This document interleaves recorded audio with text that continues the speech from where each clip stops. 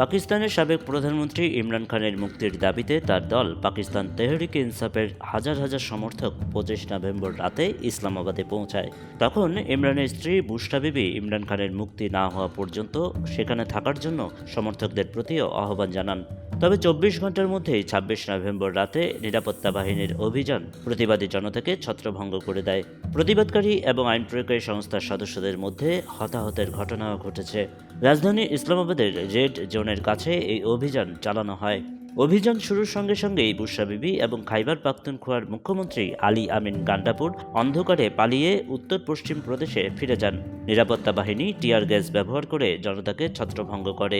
27 November PTI এক বিবৃতিতে প্রতিবাদ প্রত্যাহারের কথা জানায়।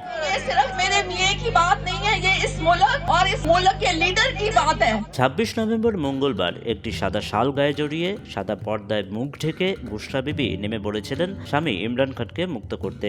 শহরের প্রান্তে একটি শিপিং কন্টেইনারের উপর দাঁড়িয়ে তিনি এ সময় ভাষণে বলেন, আমার সন্তান এবং আমার ভাইয়েরা, আপনাকে আমার সঙ্গে দাঁড়াতে হবে। এটা শুধু আমার স্বামীর বিষয় নয়, এটা পাকিস্তান এবং তার নেতার বিষয়। এরপরে ইসলামাবাদে মিছিলে আইনশৃঙ্খলা বাহিনীর বাধা, শত শত বিক্ষোভকারীকে গুলি করা হয়। ক্র্যাকডাউনে কয়েক হাজার বিক্ষোভকারীকে গ্রেপ্তার করা হয়। 10,000-এর বেশি বিক্ষোভকারীকে সামলাতে রাজধানীতে প্রায় 20,000 নিরাপত্তা কর্মী মোতায়েন করা হয়। সংঘর্ষে আধা সামরিক বাহিনীর 4 সেনাসহ বেশ কয়েকজন নিহত হন। মঙ্গলবার গভীর রাতে সেনাবাহিনী রেড জোনের ডিচক এলাকার একটি বড় স্কোয়ারের নিয়ন্ত্রণ নেয়। পরদিন 27 নভেম্বর বুধবার সকালে সূর্য ওঠার সঙ্গে সঙ্গে বুশরা বিবিকে আর দেখা যায়নি। আগের দিনের আন্দোলনের মাঝেই তিনি ঘটনাস্থল থেকে সরে পড়েছেন।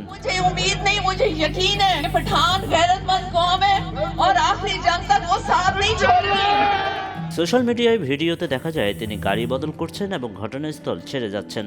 তবে ওই ভিডিওতে বুশরা বিবি ছিলেন কিনা সে ফুটেজ যাচাই করা সম্ভব হয়নি। এদিন বিক্ষোভের পর গণগ্রেপ্তারের ঘটনায় শেষ পর্যন্ত তথাকথিত চূড়ান্ত লং মার্চ প্রত্যাহার করে পিটিআই। তবে বুশরা বিবির ঠিক কী হয়েছিল তা এখনও স্পষ্ট নয়। এ ঘটনায় সামিয়া নামের এক প্রত্যক্ষদর্শী জানান, আলো হঠাৎ নিভে গেল, ডিচক অন্ধকারে ডুবে গেল, সবাই তাদের জীবনের জন্য দৌড়াচ্ছিল। পরে ইসলামাবাদের একটি হাসপাতাল থেকে তিনি বিবিসি উর্দুকে বলেন, এটি ছিল কিয়ামত বা যুদ্ধের মতো পরিস্থিতি।